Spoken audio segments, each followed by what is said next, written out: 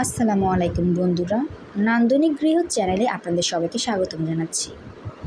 আজ আমি আপনাদের সাথে শেয়ার করব খুব ইজি পদ্ধতিতে বুট ভাজির রেসিপি।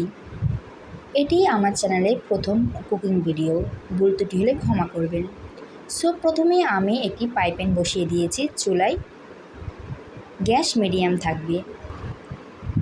আমি সরষের তেল দিয়ে বুট ভাজাটা করব। তো প্রথমে আমি পরিমাণ মতো তেল নিয়ে নিলাম।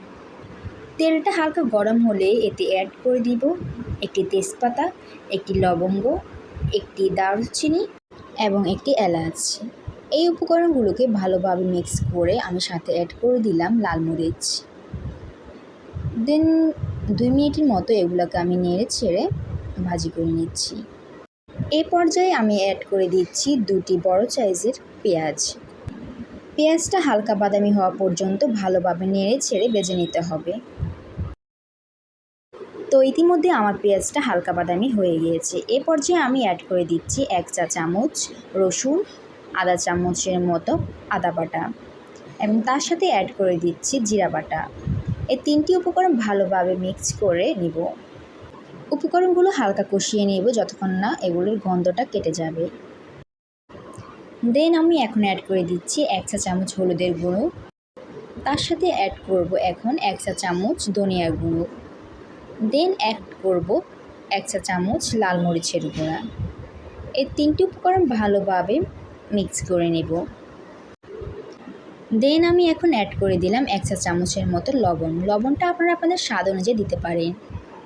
তারপর আমি 1 কাপ পরিমাণ পানি দিয়ে মশলাগুলোকে ভালোভাবে কষিয়ে নিচ্ছি। যখন দেখবেন মশলাগুলো ভালোভাবে কষে গেছে, তেলটা উপরে বেশি আসছে, তখনই বুঝতে পারবেন মশলাগুলো ভালোভাবে কষেছে।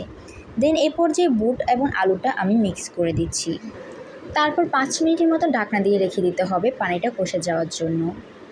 তো এই তো দেখতে পাচ্ছেন ইতিমধ্যে আমার রান্না প্রায় কমপ্লিট। এ ছিল আমার আজকের ভিডিওটি। এটি আমার চ্যানেলের আজকে কুকিং রিলেটেড প্রথম ভিডিও, তাই কোনো ভুল ত্রুটি হলে ক্ষমা দৃষ্টিতে দেখবেন। দেখা হবে অন্য কোনো ভিডিওতে আরও একটি নতুন রেসিপি নিয়ে। ততদিন পর্যন্ত সব ভালো থাকবেন, সুস্থ থাকবেন। আজকের মতো এখানেই শেষ করছি ভিডিওটি। আপনারা অবশ্যই আপনাদের বাসায় এরকম বুট ভাজি করার ট্রাই করতে পারেন। আর আমার এই বুট ভাজিটা আপনাদের কাছে কেমন লেগেছে অবশ্যই কমেন্ট করে জানাবেন। Thanks for watching.